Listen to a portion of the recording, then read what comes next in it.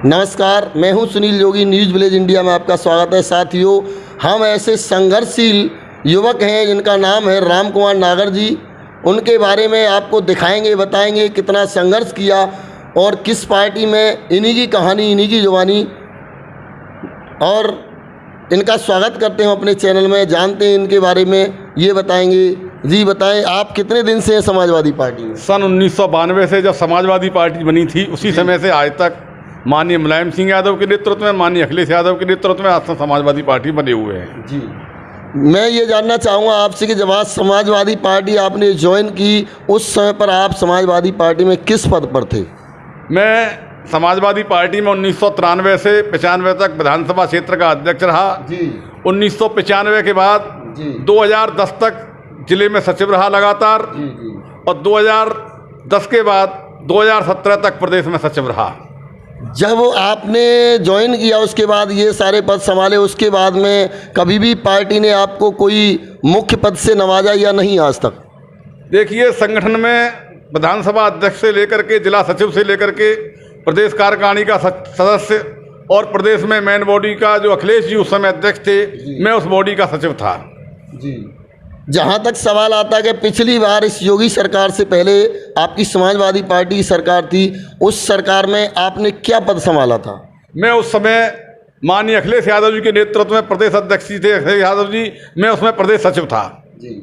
आपने प्रदेश सचिव रहते हुए पार्टी के लिए क्या क्या काम किए? क्या अपने संगठन और अपनी समाज को भी आपने पार्टी से जोड़ा? देखिए, विधानसभा अध्यक्ष से लेकर के, जिला सचिव से लेकर के प्रदेश सचिव तक मैंने पार्टी की हर जिम्मेदारी को बखूबी से निभाया है। जी। और पूरे संघर्ष के साथ पार्टी को आगे बढ़ाने का काम किया है। मेरे समाज के लोगों ने मुझे कंधे से कंधा मिला करके मुझे सहयोग दिया है। जहाँ तक बात आती है कि इगलास विधानसभा में आपसे सीनियर कोई नेता नहीं माना जाता, आपकी नज़र, मैं अपनी नज़र में मानता हूँ कि कोई भी आपसे सीनियर लीडर नहीं है, तो आप सबको लेकर के चलते हैं। जहाँ सरकार रही वहाँ कोई भी आपको किसी मुख्य पद में नहीं नवाजा गया क्या? ये देखिए, समय और संस्कार की बात होती है। माननीय अखिलेश यादव जी की निगाह में हैं हम। कोई कारण से पिछली बार हमको कोई जिम्मेदारी नहीं मिल पाई। मुझे इस बार अगर हमारी 2022 में सरकार बनती है, मुझे पूर्ण विश्वास है और माननीय अखिलेश यादव जी अब की बार कोई न कोई मजबूत जिम्मेदारी देंगे, ये मुझे पूर्ण विश्वास है। जहाँ एक तरफ देखा जा रहा है कि अभी भी जो चुनाव हुए थे, जिला पंचायत के चुनाव हुए थे, जिस तरीके से कार्य बीजेपी ने किया अलीगढ़ डिस्ट्रिक्ट के अंदर, आपको लगता है कि क्या वो विधानसभा चुनाव में सही तरीके से चुनाव को होने देगी और आपकी पार्टी 2022 में आ पाएगी? देखिए, ये डेलीगेट का चुनाव था। इसमें सरकार ने पूरी तरीके से जनप्रतिनिधियों के साथ जबरदस्ती तरीके से जिला पंचायत की कुर्सी हथियाई है। मगर 2022 में जनता पूरी तरीके से मन बना चुकी है। उत्तर प्रदेश में मजबूत सरकार माननीय अखिलेश यादव जी के नेतृत्व में समाजवादी पार्टी की मजबूत सरकार बनेगी, क्योंकि किसान, मजदूर, नौजवान सभी इस समय सरकार में पीड़ित हैं। मैं ये जानना चाहूँगा कि आपकी नज़र में जो आप आज बीजेपी जो कार्य कर रही है, भारतीय जनता पार्टी, आपकी नज़र में कैसा कार्य कर रही है? देखिए, इस पार्टी के अंदर महंगाई, भ्रष्टाचार, नंगे नाच को पूरी तरीके से कोई भी अधिकारी किसी जनता के काम को कोई वरीयता नहीं दे रहे हैं। अधिकारी मनमानी तरीके से अपने काम को कर रहे हैं। जनता पूरी तरीके से इस समय पीड़ित है और जनता महंगाई से इस समय इतनी पीड़ित है जो कि आज हमारा पेट्रोल 100 रुपये से कहीं कहीं पार कर गया है। और जब पेट्रोल के दाम बढ़ते थे 2 या 4 रुपये, 3 रुपये लीटर, तो यही भाजपा के लोग नंगे होकर नंगा नाच करते थे और 1-2 रुपये के लिए सड़कों पे धरना प्रदर्शन करते थे। मगर आज इनको कोई भी धरने प्रदर्शन की चलती क्या है? जनता का महंगाई का बेहाल है, मगर जनता का इनका कोई भी ख्याल नहीं है। ये अपनी सरकार की उसमें मस्त हैं, सरकार की सत्ता में, और जनता विशेष परेशान है। 350 का सिलेंडर 850 रुपये में, 50 रुपये का डीजल, 45 रुपये का डीजल 85-86 रुपये में, 60 रुपये का पेट्रोल 100 रुपये और 96 रुपये में। जनता पूरी तरीके से पीड़ित है। जनता इस समय बेरोजगारी बहुत पूरे चरम पर है और जो पिछड़े वर्ग के लिए जो आरक्षण था, इन्होंने उसको भी खत्म कर दिया है। क्यों कि प्राइवेट नौकरियों में पिछड़े वर्ग के लोग आरक्षण की वजह से कहीं अपने को जगह पा लेते थे और अपने परिवार का भरण पोषण करते थे। इस सरकार ने उसको भी, छोटे मोटे कामों को भी जनता से छीनने का, पिछड़े वर्ग के लोगों से छीनने का काम किया है। आज नेताजी, हम जानना चाहेंगे कि जहां बीजेपी मुस्लिम हिंदू कार्ड खेलती है, क्या 2022 में हिंदू मुस्लिम कार्ड पर जीत पाएगी बीजेपी? देखिए, ये भाई से भाई को लड़ाने का काम करते हैं। 2022 का चुनाव किसान मजदूर नौजवान के कंधों पर होगा। किसान नौजवान मजदूर पूरी तरीके से पीड़ित हैं और इस चुनाव में कोई हिंदू मुस्लिम का कार्ड नहीं चलेगा। हम पिछड़े वर्ग के जितने भी लोग हैं, जब तक हिंदू हैं, जब तक इन बीजेपी वालों की संख्या पूरी नहीं होती है, इनकी संख्या पूरी होने के बाद पिछड़े वर्ग के लोग न हिंदू की श्रेणी में आते हैं, न इनकी लाइन में आते हैं, न कोई हमको हिंदू मानते हैं। जहां देखना यह है कि बीजेपी एक बात कहती है कि धर्म परमत्तर की बात करती है, वो हिंदू और मुस्लिम को ही देखती है। जहां तक देखा जाता है कि एससी वर्ग के लोग अपना धर्मांतरण करके बौद्ध धर्मों को अपना लेते हैं। क्या बीजेपी को वो धर्मांतरण दिखाई नहीं देता? इसके बारे में आपका क्या कहना है? देखिए, ये तो धर्मांतरण हिंदू मुस्लिम का बीजेपी का एक खिलौना बन चुका है और धर्मांतर और हिंदू मुस्लिम को लड़ाने के बहाने से वो हमारे लोगों को बेवकूफ़ बना करके सत्य हत्याली उन्होंने, और वो आगे भी हत्याना चाहते हैं। मगर पिछड़े वर्ग के लोग जागरूक हो चुके हैं, दलित वर्ग के लोग जागरूक हो चुके हैं, अब इनकी बहकावे में नहीं आएंगे और 2022 में माननीय अखिलेश यादव जी के नेतृत्व में मजबूत सरकार बनाएंगे।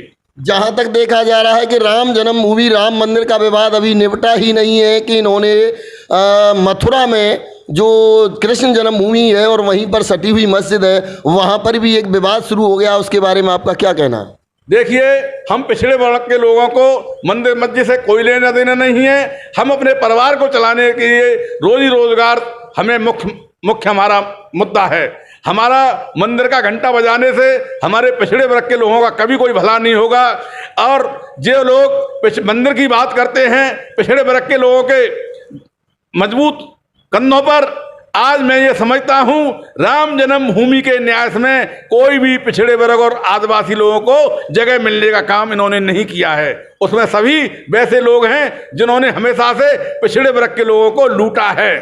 वहीं हम जानना चाहेंगे, पिछली साल से लेकर के इस साल तक जो कोरोना महामारी चली हुई है, उस कोरोना महामारी के बारे में कितनी राजनीति हुई, कितने लोगों को इलाज मिला, उस इलाज की क्या व्यवस्था रही, ये हम आपसे जानकारी चाहेंगे। देखिए, कोरोना महामारी पूरे विश्व का मामला है जी। और माननीय अखिलेश यादव जी कह चुके हैं कि समाजवादी पार्टी का हर कार्यकर्ता पीड़ित के साथ है जी। वहीं आपके अखिलेश यादव जी ने एक बयान दिया था कि मैं भाजपा वालों की वैक्सीन नहीं लगवाऊंगा कोरोना की, और बाद में बयान पलट करके उन्होंने कहा कि मैं केंद्र सरकार की वैक्सीन लगवाऊंगा, मैं बीजेपी वालों की वैक्सीन नहीं लगवाऊंगा। इसके बारे में आपका क्या कहना है? देखिए, वो राष्ट्रीय नेता हैं, उनको कहीं न कहीं कोई कमी दिखी होगी, फिर उन्होंने गहन अध्ययन किया होगा, तो उसके मामले में बाद में विचार किया होगा उन्होंने। जहां तक हमने सोशल मीडिया पर देखा कि आपने अखिलेश जी के जन्मदिन पर लखनऊ पार्टी कार्यालय में उनको एक चांदी का मुकुट गिफ्ट किया, भेंट किया, उनको पहनाया, तो आप वहां से क्या प्रेरणा लेके आए हैं अखिलेश जी से? देखिए, हम एक ऐसे समाज से हैं, पूरे भारत में कंडेरे समाज का एमएलए एमपी तो बहुत दूर की बात, कोई ब्लॉक प्रमुख को जिला पंचायत का सदस्य तक नहीं है। हमने अखिलेश जी को अवगत करा दिया है कि हम ऐसे समाज से हैं कि हमारा पूरे देश में कई जनप्रतिनिधि नहीं है। और आपको ये बता देना चाहता हूं, किसी भी पार्टी, चाहे वो कांग्रेस रही हो, चाहे बीजेपी रही हो, चाहे अन्य दल रहा हो, किसी भी पार्टी ने कंडेरे समाज को कभी वरीयता देने की बात नहीं कही। और माननीय अखिलेश यादव जी ने 2010 में हमें प्रदेश सचिव बना करके कंडेरे समाज का राजनीति में खाता खोलने का काम किया, और हमें उम्मीद है कि 2022 की सरकार में माननीय अखिलेश यादव जी कंडेरे समाज को सत्ता की भागीदारी अवश्य देंगे। आपने उत्तर प्रदेश के अंदर कंडेरे समाज को किस किस जिले में मजबूत किया समाजवादी पार्टी के लिए, जरा हमारे चैनल को अवगत कराएंगे आप? देखिए, अलीगढ़, मथुरा, आगरा, कासगंज, एटा, मेरठ, आपका बुलंदशहर और आपका जो है बरेली, मुरादनगर, गाजियाबाद, तमाम जिलों में हमने समाजवादी पार्टी के लिए कंडेरे समाज के लोगों से संपर्क किया है और उनसे आग्रह किया है कि आने वाले समय में समाजवादी पार्टी को वोट करें। आपकी कंडेर समाज को कितने लोगों को समाजवादी पार्टी ने अपनी पार्टी में रख करके अब तक पद दिए हैं, क्या बताएंगे आप हमें? कई लोगों को समाजवादी पार्टी में प्रदेश स्तर पर भी पद मिले हैं और जिला स्तर पर भी कई लोग। असल में हमारा समाज अभी अराजनीतिक है। हमारे समाज को राजनीतिक संघर्ष करने के लिए बहुत लंबे समय चाहिए। हमारे पास जितने भी पार्टी में हमारे समाज के लोग काम करना चाहते हैं वो जिले से लेकर के प्रदेश में हर जगह समायोजित किए जाएंगे।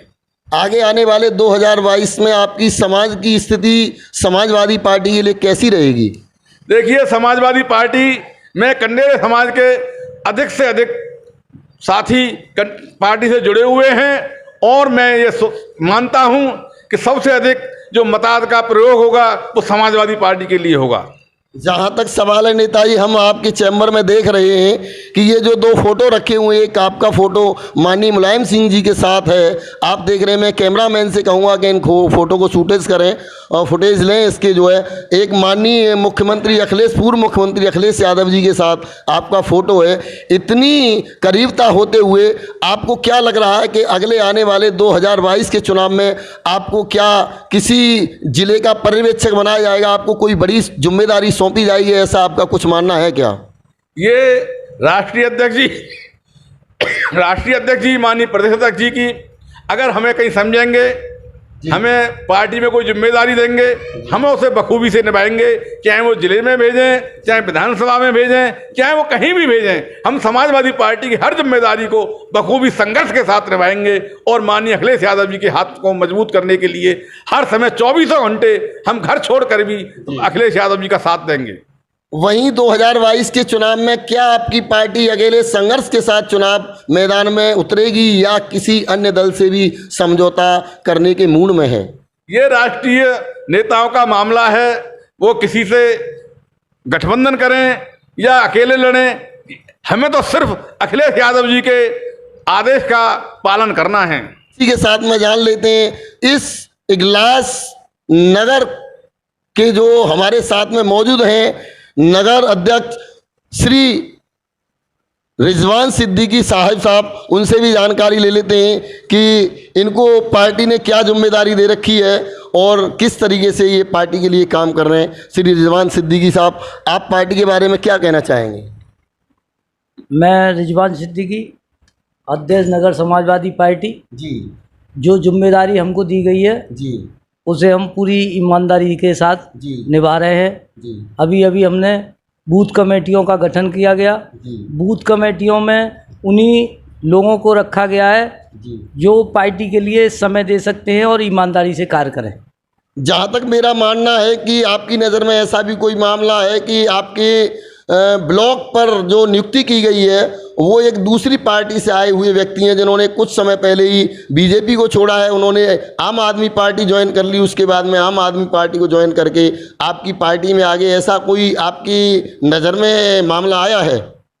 समाजवादी पार्टी उत्तर प्रदेश में इसका लगातार विस्तार हो रहा है और जो भी व्यक्ति आएंगे उनका हमारी पार्टी में स्वागत है। जी। जिस तरीके से 2022 का चुनाव लड़ने के लिए आप जा रहे हैं तो आपकी क्या तैयारी है अपनी पार्टी के लिए?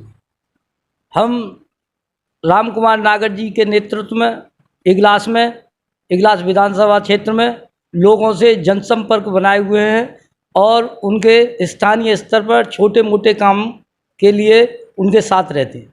जहां दूसरी मैं जानना चाहूँगा कि यहाँ पर उपचुनाव हुआ, बीजेपी के कैंडिडेट विधायक बने, आपकी नज़र में उन्होंने विकास कार्य कैसे कराए हैं? ये तो अब जनता ही तय करेगी। जब 2022 का इलेक्शन होगा जी, वो चेहरा ही नज़र आएगा कितना विकास हुआ। और मैं ये जानना चाहूँगा क्या 2022 में आपको पूर्ण विश्वास है कि आपकी सरकार बनेगी? हाँ, हमें पूर्ण विश्वास है 2022 में हमारी सरकार बनेगी और पूर्ण बहुमत से बनेगी और कम से कम 350 सीटें हम लोग जीतेंगे, निश्चित जीतेंगे, ये हमारा पूर्ण विश्वास है। आपकी सरकार जब 2022 में आने वाली है तो मुख्यमंत्री का चेहरा कौन होंगे आपकी पार्टी में? जब हमारी सरकार आएगी तो हमारे राष्ट्रीय नेता माननीय अखिलेश यादव ही हमारे मुख्यमंत्री होंगे।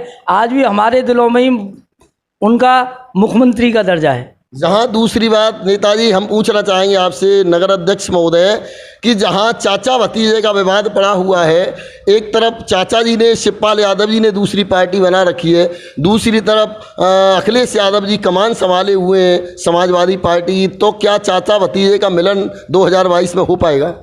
ये तो बड़े स्तर की बात है, ये तो राष्ट्रीय नेता ही बता सकते हैं, इसमें हम कुछ नहीं कह सकते। मैं जानना चाहूँगा नागर जी आपसे कि बीजेपी गवर्नमेंट ने बहुत ही विकास कार्य तेज़ी से कराए हैं और जो जनता उनसे प्रभावित हुई है, इसके बारे में आपका क्या कहना है? देखिए, भारतीय जनता पार्टी ने विकास कार्य की जगह विनाश कार्य कराए हैं। प्रदेश में गुंडई, भ्रष्टाचार, बेईमानी पूरे चरम सीमा पर है। विकास कार्य तो माननीय अखिलेश यादव जी ने कराए थे, जो जनता को सड़क पर दिखते हैं। 108 नंबर जो स्वास्थ्य विभाग में मरीजों को लाने ले जाने का काम करती है, 112 नंबर जो पुलिस विभाग जो पीड़ित व्यक्ति के पास 15 मिनट में ही पहुंच जाती है। और देखिए, लोहिया आवास माननीय अखिलेश यादव जी के नेतृत्व में बने, कन्या विद्याधन माननीय अखिलेश जी के नेतृत्व में चला, सरकार में चला, और तमाम ऐसी विकास योजनाएं थीं।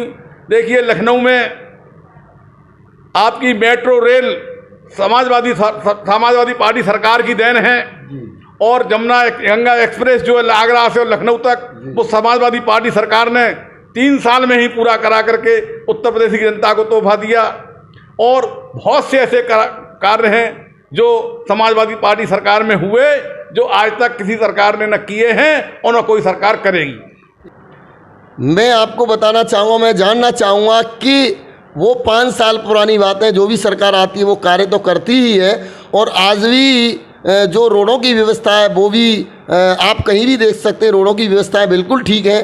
और बहुत पुराने समय से अलीगढ़ मथुरा मार्ग उखड़ा पड़ा हुआ था, जिस पर कार्य आज भी चल रहा है, इसके बारे में आपका क्या कहना है?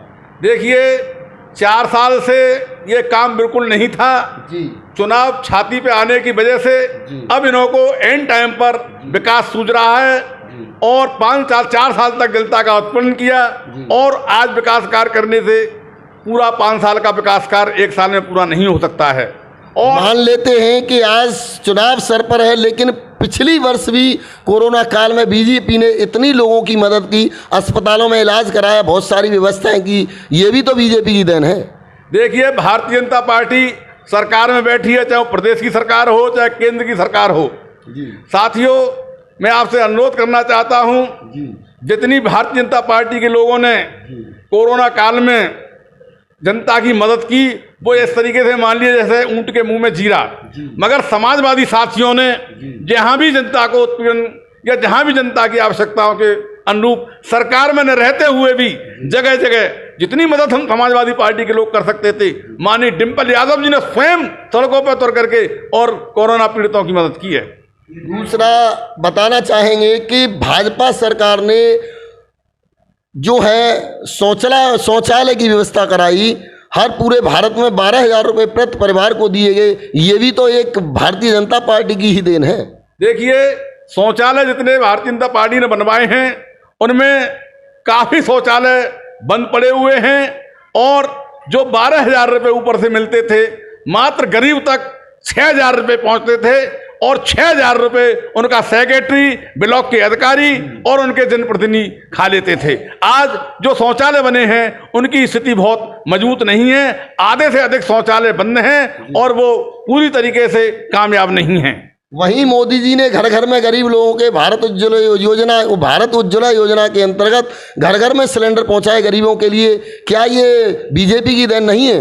नहीं, ये इसका मानना मेरा ये है, जो दिल्ली, मद्रास और महाराष्ट्र में जो पाइपलाइनें बिछी थीं और जो सिलेंडर वहां से खाली बचे थे, वो जनता में वितरित किए थे, मगर वो सिलेंडर जनता में वितरित करने के बाद जब सब्सिडी का दौर था, उन लोगों को सब्सिडी नहीं दी, और सब्सिडी के माध्यम से इन सिलेंडरों की भारत सरकार ने पूरी कीमत वसूली थी। क्या आपकी सरकार में ऐसा हुआ कि कोरोना काल में पिछले साल भी मोदी जी ने फ्री राशन कार्ड वालों को दिया, मुफ्त में राशन दिया, और इस वर्ष भी जो वर्तमान समय चल रहा है, इस समय भी 3 महीने का राशन मोदी जी हर परिवार को दे रहे हैं? क्या आपकी सरकार में ऐसा कभी हुआ?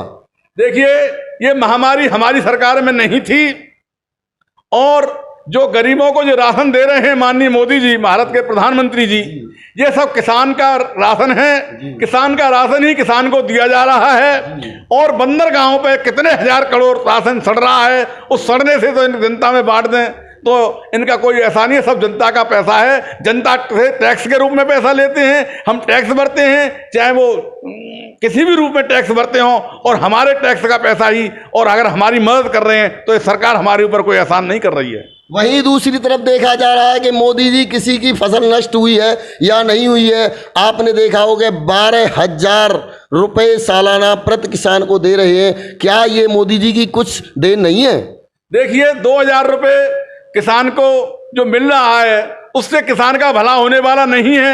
मैं भारत सरकार से, उत्तर प्रदेश सरकार से अनुरोध करना चाहता हूं कि किसान के डीएपी को 2,000 की जगह 1,000 रुपये बोरा कर दिया जाए, यूरिया को 400 रुपये की जगह 200 रुपये कर दिया जाए, और किसान के डीजल को 80-85 रुपये की जगह 45 तो 50 रुपये कर दिया जाए। उसको किसान को बहुत बड़ी राहत मिलेगी। ये 2,000 से किसान का कोई भला होने वाला नहीं है। दूसरी मैं आपको बताना चाहूँगा जो मोदी जी की जो योजना है, देखिए इस कोरोना काल में आपकी सरकार में तो सेंटरों को स्थगित करा दिया जाता था, लेकिन मोदी जी की सरकार में तो बच्चों को प्रमोट किया जा रहा है। क्या ये सबसे बड़ी देन बच्चों के लिए नहीं है? देखिए हर सरकार की अपनी अपनी नीतियां होती हैं। माननीय अखिलेश यादव जी ने 5 साल मुख्यमंत्री उत्तर प्रदेश के रहे, और पूरे विश्व में ये निकल के आए कि अखिलेश जैसा मुख्यमंत्री पूरे देश में नहीं। युवाओं में 38 साल की उम्र में अखिलेश जी ने यह करके दिखा दिया कि मुख्यमंत्री पद कैसे चलाया जाता है। आपके डिस्ट्रिक्ट अलीगढ़ में जो सांसद महोदय हैं, खैर आपका डिस्ट्रिक्ट अलीगढ़ नहीं, आपकी लोकसभा तो हाथरस पड़ती है, जो सांसद महोदय हैं आपकी नज़र में कैसा कार्य कर रहे हैं? देखिए मुझे ये तो नहीं कह सकता वो कैसा कार्य कर रहे हैं, मगर मैं इतना कह दूंगा कि समाजवादी पार्टी के शासनकाल में हमारे अस्पताल की दूसरी नई बिल्डिंग, थाने की पूरी नई बिल्डिंग, ब्लॉक की पूरी नई बिल्डिंग, मार्केट की सीसी सड़क, ये जनता को विकास दिख रहा है। अगर उन्होंने कोई विकास कार्य कराया हो तो जनता के सामने इस प्रकार दिखना चाहिए, जैसे कि मैंने बताया कि थाने की बिल्डिंग, ब्लॉक की बिल्डिंग, अस्पताल की बिल्डिंग, सीसी इंटरलॉक, तमाम हमने विकास कार्य कराए। अब वो सांसद जी ने क्या कराया ये अभी जनता को नहीं दिख रहा है। वहीं मैं बताऊंगा मोदी सरकार में जो एक हाथरस में रेप कांड हुआ था नेताजी, उस रेप कांड में दोषियों को जेल भेजा गया, ये भी एक बीजेपी की देन है। क्या ये बीजेपी की देन नहीं है? देखिए जो रेप कांड हाथरस के अंदर हुआ था वो एक शर्मनाक घटना थी, और दोषियों को दंड दिलाना, जेल भेजना एक सरकार की जिम्मेदारी होती है।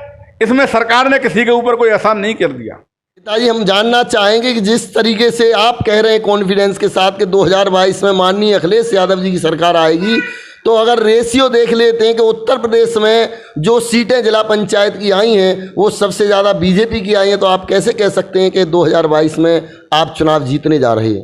देखिए डेलीगेट का चुनाव है।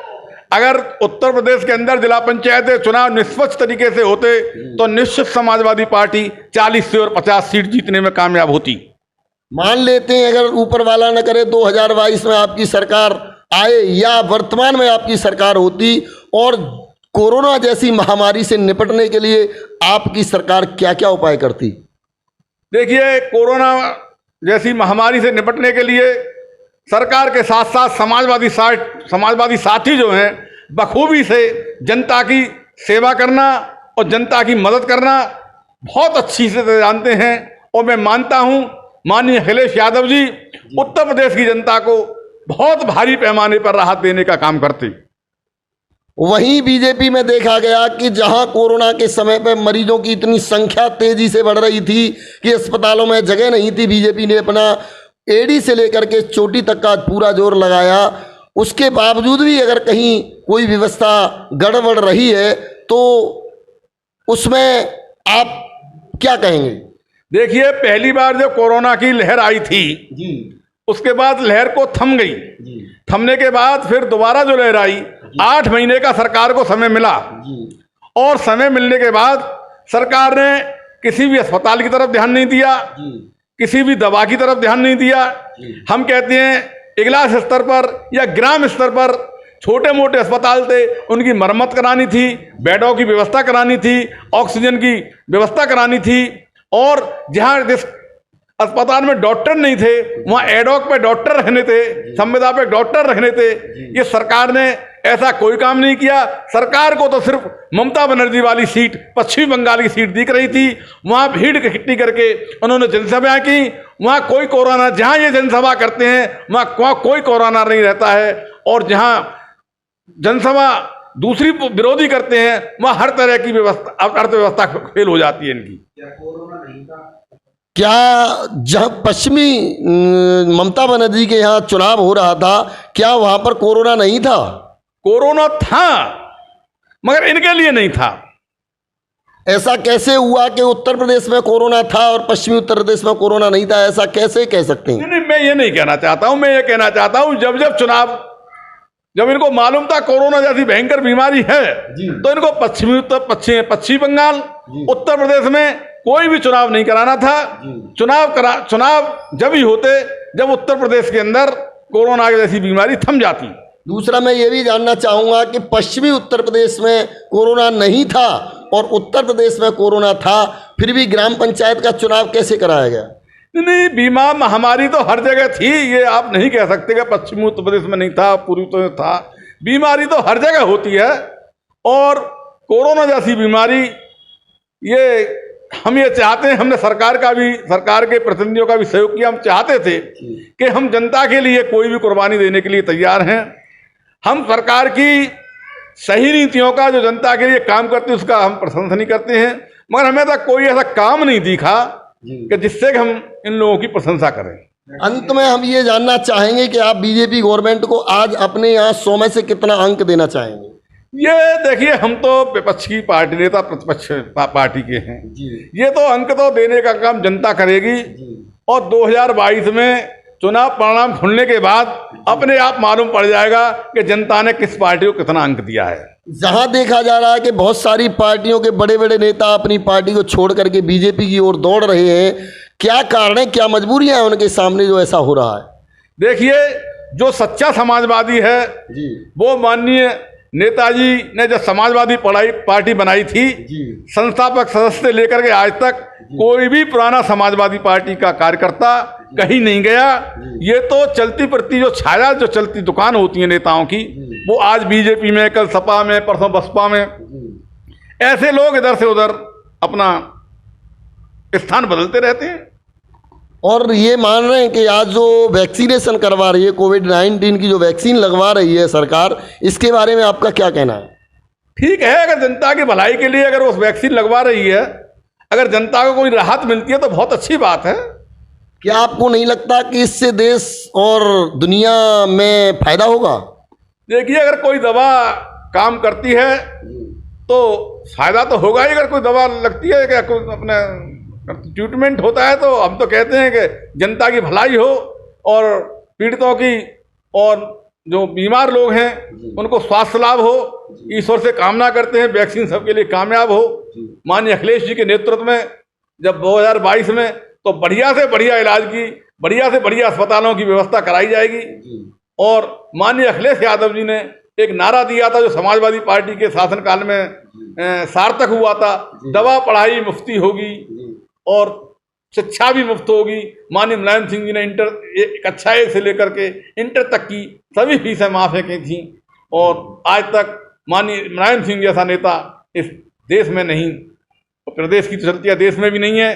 क्योंकि मुलायम सिंह जब रक्षा मंत्री थे तो हमारे शहीद जो भाई थे उनकी बॉडियां वहीं रह जाती थी, उनके कपड़े और जूते आते थे। माननीय रक्षा मंत्री होते हुए मुलायम सिंह जी ने इन हमारे शहीद जो हमारे देश पर कुर्बान होने वाले साथी हैं, हमारे किसान के बेटे हैं, आज उनकी पार्थिव शरीर जो है उनके घर तक आता है और उनको पूरे सम्मान के साथ उनके घर तक पहुंचाया जाता है। ये सब मुलायम सिंह यादव जी की देन है, रक्षा मंत्री होते हुए। मुलायम सिंह जी की देन तो ये भी है, जनता कहती है कि राम मंदिर जब वहाँ कार सेवक पहुंचे थे तो राम मंदिर पर मुलायम सिंह यादव ने ही गोली चलवाई थी। ये भी तो मुलायम सिंह जी की देन है। इसके बारे में आपका क्या कहना है? देखिए, हालांकि यह प्रश्न बड़े नेताओं का है।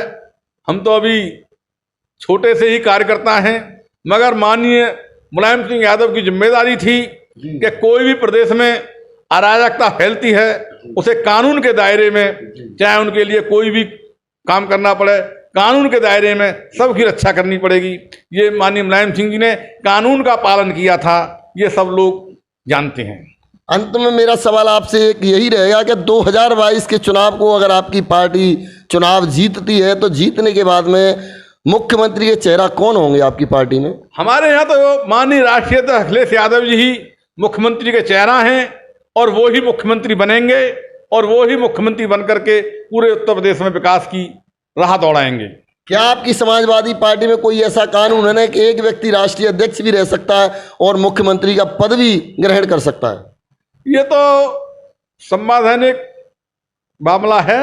राष्ट्रीय अध्यक्ष संगठन चलाने के लिए, गति पार्टी को आगे बढ़ाने के लिए राष्ट्रीय अध्यक्ष रहते हैं। सरकारी पद है वो जनता की सेवा और प्रदेश के विकास के लिए, प्रदेश की हर मजबूती के लिए मुख्यमंत्री रहेंगे, कोई दिक्कत नहीं है। मेरा सवाल, मैं संतुष्ट नहीं हो पाया आपके जवाब से। मैंने पूछा आपसे कि क्या राष्ट्रीय अध्यक्ष का पद और मुख्यमंत्री दोनों ही पदों का निर्वहन आपके अखिलेश यादव जी कर पाएंगे? नहीं, उन्होंने बखूबी से पहले भी किया है और मुझे उम्मीद ही नहीं, पूर्ण विश्वास है माननीय राष्ट्रीय अध्यक्ष जी दोनों पदों को इतने क्षमतावान हैं कि दोनों पदों को बड़ी मजबूती के साथ निभाएंगे। तो उनके जो पिताजी हैं मुलायम सिंह यादव, वो कहाँ और कैसे रहेंगे पार्टी में? उन्हीं के आशीर्वाद से तो ये सब हो रहा है। वो हमारी पार्टी के इस समय संरक्षक हैं। उन्हीं के आशीर्वाद से माननीय अखिलेश जी राष्ट्रीय अध्यक्ष हैं, उन्हीं के आशीर्वाद से मुख्यमंत्री बने थे, उन्हीं के आशीर्वाद से फिर मुख्यमंत्री बनेंगे। दूसरा मेरा आपसे लास्ट सवाल ये है कि जहाँ तक सवाल मेरा उठता है कि इधर में शिवपाल यादव की अलग पार्टी है और अखिलेश यादव जी की अलग पार्टी है, उधर में दोनों में चाचा भतीजे में विवाद चला हुआ है, तो क्या 2022 में चाचा और भतीजे एक साथ बैठ पाएंगे? नहीं, ये राष्ट्रीय अध्यक्ष जी के इस तरह का मामला है, इस मामले में मैं कुछ कह नहीं सकता। क्या किसी पार्टी से आपका गठबंधन हो पाएगा? देखिए, राष्ट्रीय अध्यक्ष जी जिससे भी गठबंधन करेंगे, जो भी गठबंधन का प्रत्याशी हमारे लिए होगा वो महत्वपूर्ण होगा और माननीय राष्ट्रीय अध्यक्ष जी के हर आदेश का पालन करना हमारी जिम्मेदारी है। अभी तक आपकी पार्टी का किसी से कोई गठबंधन नहीं है क्या? नहीं, राष्ट्रीय लोकदल से है हमारी पार्टी का गठबंधन और राष्ट्रीय जिला पंचायत चुनाव में राष्ट्रीय लोकदल समाजवादी पार्टी के लोगों ने एक दूसरे से मिलजुल करके जिला पंचायत के चुनाव लड़ाए हैं। बागपत से राष्ट्रीय लोकदल का प्रत्याशी जीता है, एटा से, इटावा से और कई से छोड़ के 4-5 जगह से हमारे इधर प्रत्याशी भी जीते हैं। दूसरा मैं ये जानना चाहूँगा कि एक तरफ सूत्रों से पता चलती है कि दिल्ली से अगर अरविंद केजरीवाल जी चल कर के उत्तर प्रदेश में अपना नेटवर्क फैलाते हैं तो क्या आपकी पार्टी पर कुछ असर पड़ेगा? इस मामले में राष्ट्रीय नेता ही बताएंगे, क्योंकि अरविंद केजरीवाल जी दिल्ली में हैं और उत्तर प्रदेश में शायद ही, मुझे लगता है। दूसरा सवाल मेरा ये है कि आपकी पार्टी जो घोषणा पत्र बनाती है और क्या चुनाव में जो वायदे करेगी उसी के अनुसार क्या आपकी पार्टी कार्य करेगी? हमारी पार्टी राज्य में 5वीं बार सरकार बनाएगी और माननीय मुख्यमंत्री मुलायम सिंह, पूर्व मुख्यमंत्री माननीय मुलायम सिंह जी, माननीय राष्ट्रीय अध्यक्ष अखिलेश यादव जी जो घोषणा पत्र बनाते हैं उन्हीं के अनुरूप काम करते हैं और उन्हीं के आदेशों के कार्यकर्ता उन्हीं के आदेशों का पालन करते हैं। जहां तक आपका एक नारा था पिछली सरकार में कि रोटी कपड़ा सस्ती होगी, दवा पढ़ाई मुफ्ती होगी, लेकिन उसके बावजूद भी सरकारी अस्पतालों में एक्सरे, अल्ट्रासाउंड का चार्ज लिया जाता था, तो इसके बारे में आपका क्या कहना है? नहीं, अखिलेश जी ने बहुत स्वास्थ्य के मामले में बहुत लंबा काम किया है और देखिए, अब की बार अगर पिछली बार कोई कमी भी रह गई होगी तो अब की बार शायद मुझे उम्मीद है कि माननीय राष्ट्रीय अध्यक्ष जी इस मामले में कोई कोताही नहीं बरतेंगे। कहीं ऐसा ना हो कि आपकी पार्टी वायदे करके पीछे ही रह जाए। समाजवादी पार्टी के लोग कभी वायदा करके पीछे नहीं हटते हैं, चाहे हमारी जान चली जाए। हम पूरी तरीके से जो वायदा जनता से करते हैं उन्हीं वायदाओं को निभाने का पूरा काम करते हैं। बहुत बहुत धन्यवाद, मिलते रहेंगे। नमस्कार साथियों, हमारी इसी तरीके की वीडियो को देखने के लिए हमारे चैनल को लाइक करें, सब्सक्राइब करें, बेल आइकन का बटन दबाना ना भूलें, शेयर ज़रूर करें। नमस्कार, राम राम, जय हिंद।